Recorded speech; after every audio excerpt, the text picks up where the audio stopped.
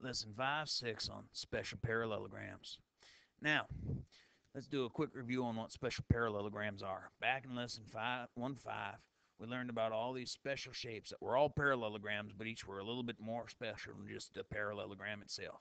First of all, we had ourselves the rhombus, and a rhombus was a parallelogram with four congruent sides, just like the shape you see right there. Second, we had ourselves a rectangle, which was a parallelogram with four congruent angles, specifically right angles, just like you see right there. And finally, we had ourselves a square, which was a parallelogram with four congruent angles and four congruent sides. So a square was like both a rectangle and a rhombus. Now, since these are all parallelograms, you need to remember right out the gate that all these shapes still have all the properties of parallelograms themselves.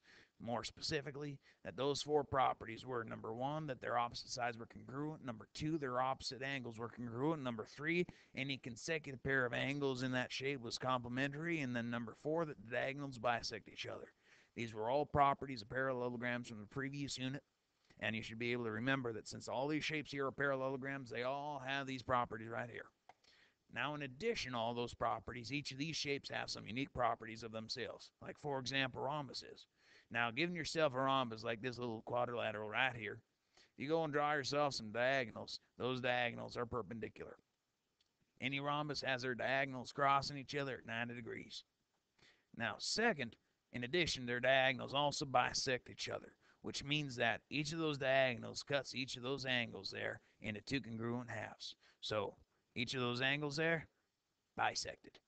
Now, rectangles. Rectangles have themselves some special properties too. For example, diagonals of a rectangle are congruent. So if you go and draw the diagonals in a rectangle, we know that those two lengths there have to be the equal length. Now, squares are special in and of themselves because, as we said before, squares are both rhombuses and rectangles. So, first of all, their diagonals are congruent. We know that since a square is a rectangle, and rectangle has congruent diagonals, and squares have to have congruent diagonals. Second, we also know that the diagonals are perpendicular. And since rhombuses have perpendicular diagonals and a square is a rhombus, then a square has to have perpendicular diagonals also. And finally, we also know that the diagonals bisect each other. And since in a square every single one of those angles is 90 degrees, then we know that when the diagonals bisect those 90-degree angles, everything becomes 45-degree angles right out the gate. This concludes today's lesson.